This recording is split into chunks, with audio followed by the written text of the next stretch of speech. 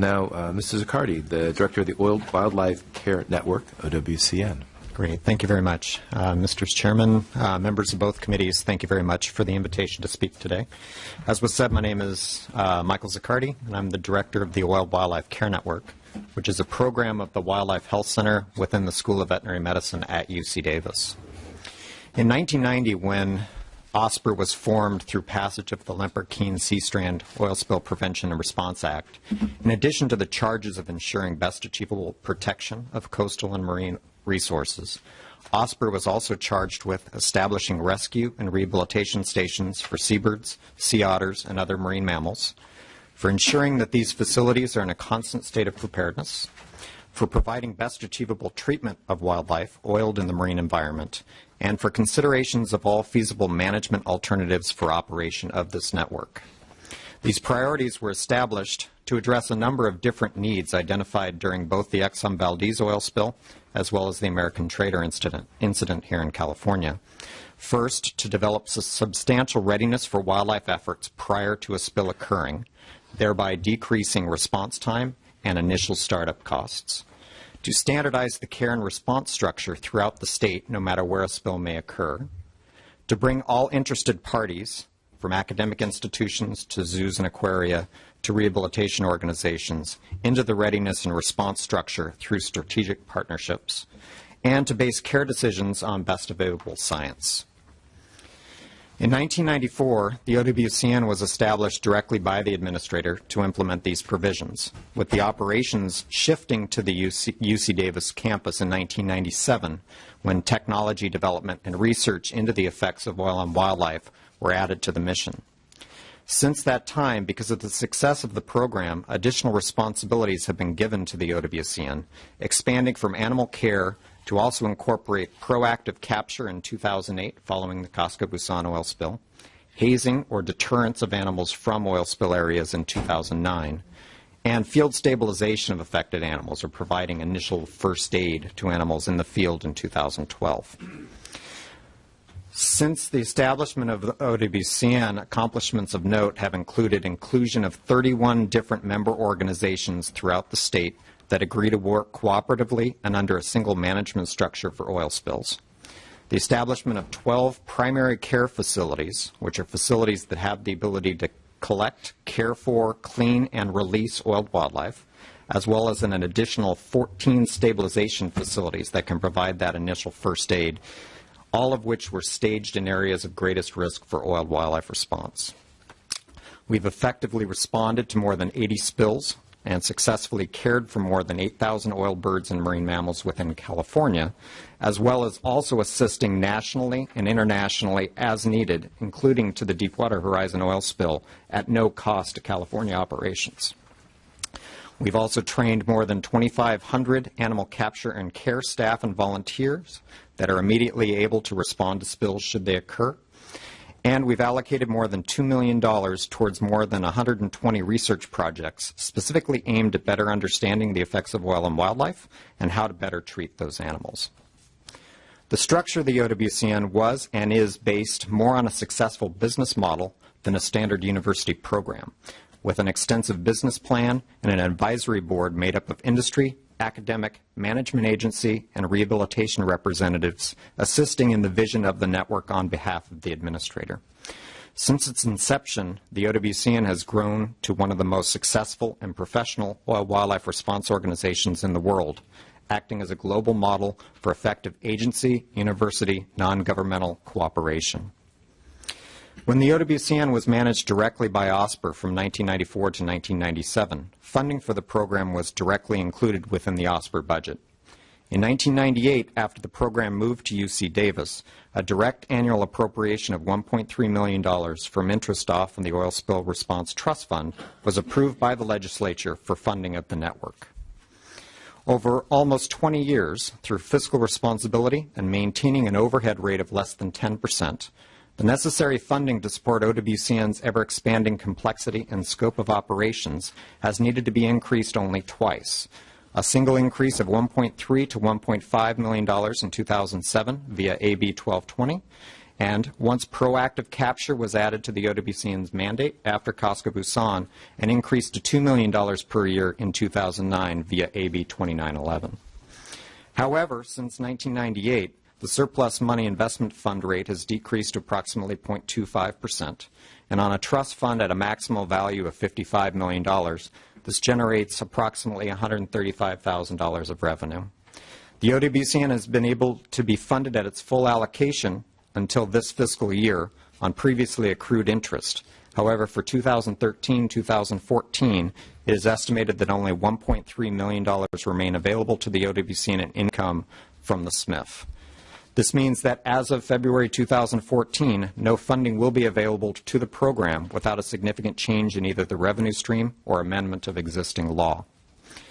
Were the OWCN greatly reduced in scope or eliminated, there are a number of aspects to existing state and industry readiness and response activities that would require significant change. First, vessels and facilities operating in California are required to have oil spill contingency plans that name a wildlife care provider. Currently, each of these more than 1,400 organizations lists the OWCN at no cost to them.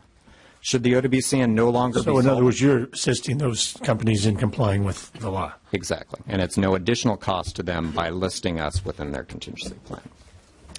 So should the OWCN no longer be solvent, each would have to identify an organization or program that could meet the best achievable capture and care mandate that exists within legislation, likely incurring sizable retainer fees.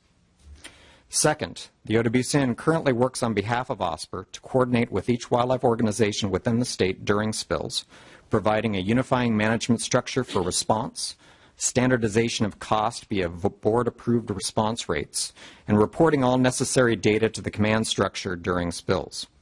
Without the OWCN providing this level of coordination, it will be contingent on either the incident management team or state or federal management agencies to coordinate with each organization that would be called in to provide capture and care of affected birds and mammals.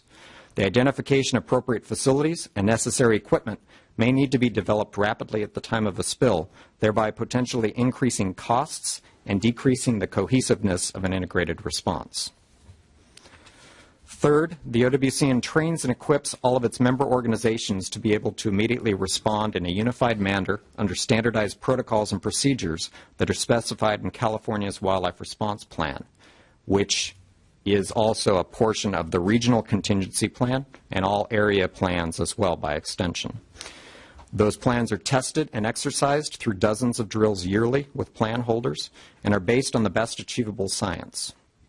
Under the scenario that the OWCN no longer is funded, it will be the responsibility of the individual wildlife organizations to maintain a core of trained responders, to ensure that facilities were available 365 days per year should spills occur, to keep capture and care protocols up to date, and to integrate amongst themselves should multiple organizations be activated for larger incidents.